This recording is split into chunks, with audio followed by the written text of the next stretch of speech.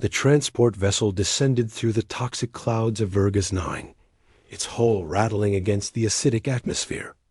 Inside the cramped holding cell, Lyria pressed her violet hands against the reinforced glass, watching her homeworld disappear above the noxious haze.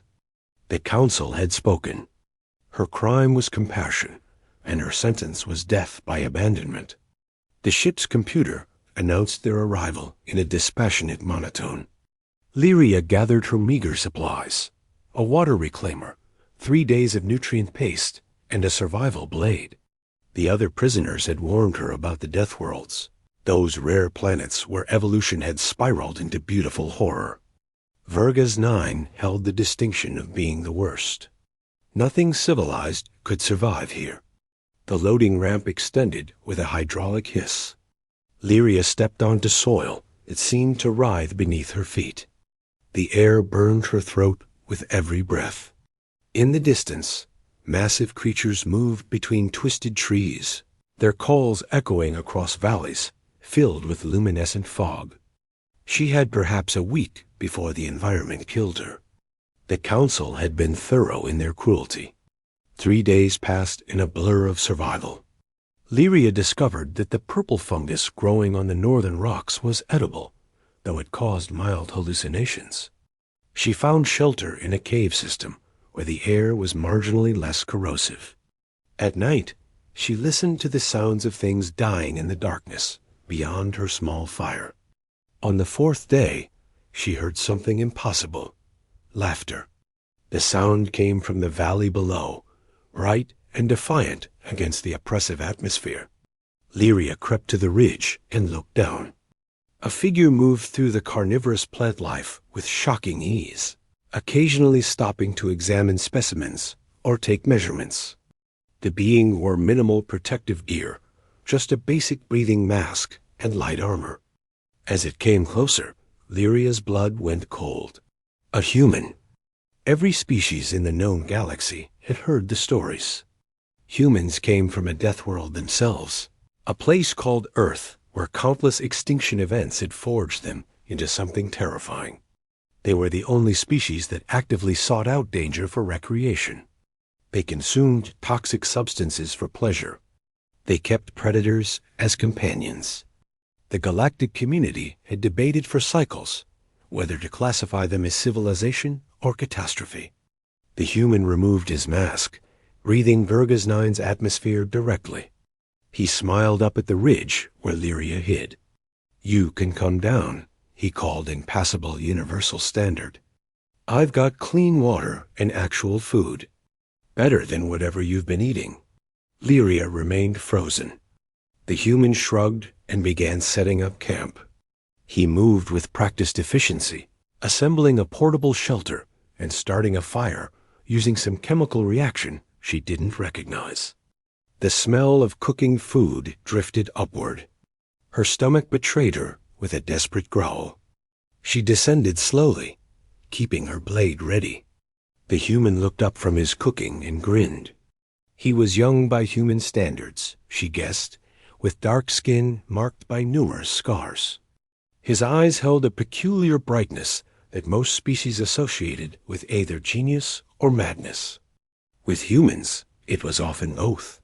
"Name's River," he said, offering a portion of the cooked meal. "I'm guessing you're not here voluntarily." "Exile?" Lyria nodded, accepting the food cautiously. It tasted better than anything she'd eaten in weeks. "Why are you here?" "Humans have no reason to visit Deathworlds." "You already live on one." River laughed again, that same incongruous sound. "That's exactly why I'm here. Earth got boring. Same gravity, same atmosphere, same old extinction-level events every few thousand years. I wanted something fresh." He gestured at the hostile landscape around them. "Besides, Vergas 9 has some unique mineral formations. I'm documenting them for the Terran Geological Survey." "You find Earth boring," Lyria repeated, unable to process this information. "Your planet has creatures that could devour my entire homeworld's ecosystem." "Sure, but you get used to it," River said cheerfully. "Vergas 9, though, This place is special. Did you know the acid rain here is actually a byproduct of bacterial colonies in the upper atmosphere? They're fighting a chemical war with the fungal networks in the soil. It's beautiful when you think about it. Over the following days, Lyria learned that human definitions of beauty were profoundly different from hers. River showed her how to identify safe water sources by the color of the algae blooms. He taught her which predators could be scared off with loud noises and which ones interpreted noise as a dinner bell. He seemed to categorize the planet's horrors with the same enthusiasm our people reserved for art galleries. The key to Deathworlds, River explained while they hiked through a field of plants that actively tried to grab them, is understanding that everything here is just trying to survive, same as you. That vine isn't evil. It's just hungry. Work with the environment instead of against it. Lyria watched him calmly redirect a serpentine creature that could have swallowed him whole. The predator seemed almost confused by his lack of fear and slithered away to find easier prey. How did humans become like this? She asked. River considered the question while checking his scanner for mineral deposits. Adaptation, mostly. Earth never gave us an easy day. Ice ages, volcanic eruptions, meteor strikes, you name it. We either learned to laugh at death or went insane from fear. Most of us chose laughter. He paused. Well, and we're persistently curious. Even when curiosity absolutely should kill us, we keep poking things to see what happens. They found a massive cave system that week, its walls lined with the crystals River had been seeking. But more importantly, they discovered evidence of previous habitation. Ancient structures, built by some long-dead civilization, dotted the cavern floors. This world wasn't always a death world, Lyria realized, studying the architectural remains. Something changed it. River nodded, running his scanners over the ruins. Catastrophic environmental shift, probably. Maybe they tried to terraform it and lost control. Maybe a natural disaster spiraled out. Either way, they couldn't adapt fast enough. He looked at her seriously. But you can. I've watched you this past week. You're learning. I'm not human, Lyria protested. I can't just decide to thrive in hell. Sure you can, River said. Survival isn't about biology. It's about mindset. You think humans are naturally suited for this? We're actually pretty fragile. Thin skin, no natural weapons, relatively weak. We just refuse to quit. That's not genetics. That's choice. A tremor shook the cavern. River's expression shifted from philosophical to alert. He grabbed his pack and Lyria's arm. Time to move. The seismic activity here follows a pattern. And we're about to hit a bad spike. They ran through collapsing tunnels. Lyria following River's lead as he navigated by some internal sense she couldn't fathom.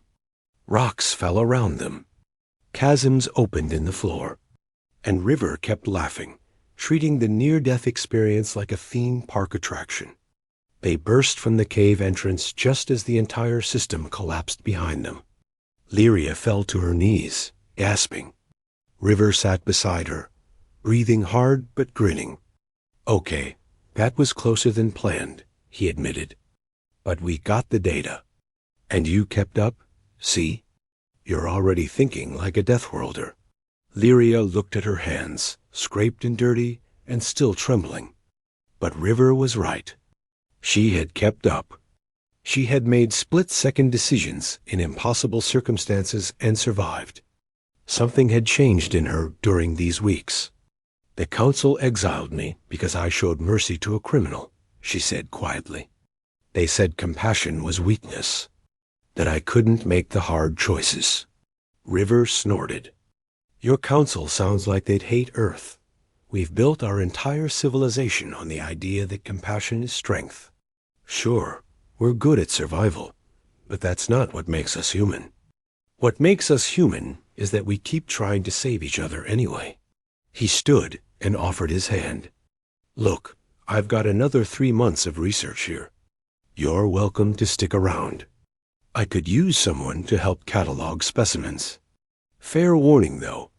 I'm planning to summit that active volcano next week, and my definition of safety equipment is probably different from yours. Lyria took his hand and let him pull her up. In the distance, something roared. The ground trembled with footsteps. The air shimmered with toxic heat. And for the first time since her exile, Lyria smiled. Humans have a saying, River mentioned as they gathered their equipment. Home is where the heart is. Doesn't matter if that home is trying to kill you. In fact, some of us prefer it that way. Lyria shouldered her pack, no longer the minimal survival kit she'd arrived with, but a proper explorer's gear that River had helped her assemble. She looked out over the hostile landscape of Vergus 9, seeing it not as a prison, but as a challenge. An opportunity. When your research is done, she asked, where will you go? River consulted his datapad, scrolling through a list of planets flagged with danger warnings that would terrify any sane species. There's a world in the Kelvin sector with gravity 3 times Earth normal, and another one that's tidally locked with acid on one side and frozen methane on the other. I'm thinking both. He looked at her hopefully. Want to come? The old Lyria would have refused. The old Lyria had died in that descent through toxic clouds. The new Lyria, the one who had learned to laugh in the face of extinction, nodded. Someone needs to keep you from doing anything too stupid, she said. River's laugh echoed across Vergus 9, bright and defiant.